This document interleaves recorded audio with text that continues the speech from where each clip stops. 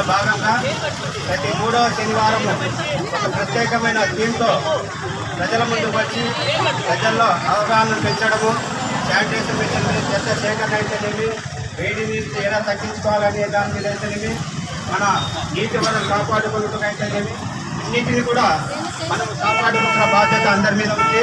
ప్రతి ఒక్కరు కూడా భాగస్వామ్యం కావాలి. అందులో భాగంగానే ఈ మే నెల హీట్ ట్రాఫిక్ అంటేనే వేడిని ఎలా ఎదుర్కొనాలి, దాన్ని ఎలా తగ్గించుకోవాలి, వేడి నుంచి మనము ఎలా బయటపడాలి అనే కాన్సెప్ట్ మీద ఈరోజు మే నెల విపరీతంగా చెట్లను పెంచాలి. ప్రతి ఒక్కరు కూడా ఒక మొక్కను పెంచాలి. మీ ఇళ్ళలో ఏ కార్యక్రమం జరిగినా కానీ ఒక మొక్కను పెంచండి, అదే మిమ్మల్ని కాపాడుతుంది.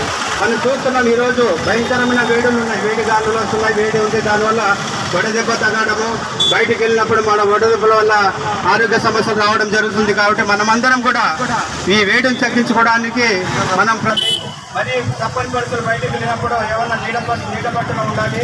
అలాగే ఎక్కడైతే మనం చెట్లను పెంచుతాం వాటి నీడ లేస్తుంది, దానివల్ల మనము మన ఆరోగ్యాన్ని కాపాడుకుంటాం. కాబట్టి ప్రతి ఒక్కరు అలాగే ఈ ఎండాకాలంలో బయటకు వెళ్ళినప్పుడు నీటి బాటలు, గొడుగు, మరి టోపీ, రుమాలు కూడా చుట్టుకొని బయటకు వెళ్ళాలని కూడా కోరుకుంటున్నాను.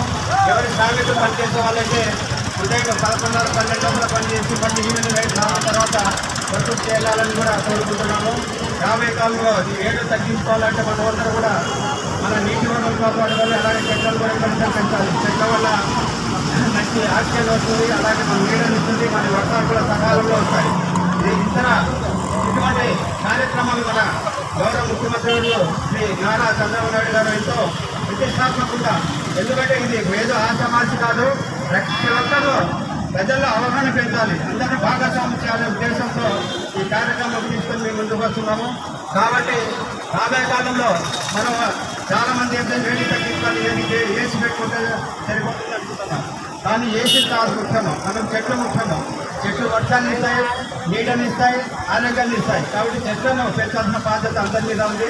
ఈ మధ్యకాలంలో మనం వింటున్నప్పుడు అప్పుడప్పుడు పేపర్లో మీడియాలో భోజనం కూడా తగ్గిపోతుంది, సూర్యుడు భూమికి దగ్గర వస్తున్నాడు. ఇవన్నీ మన చేతులను మనం చేస్తున్న అనర్థాలే. దీని నుంచి బయటపడాలంటే ప్రతి ఒక్కరు అవగాహన పెంచుకోవాలి, ఆరోగ్యం ఉండాలి.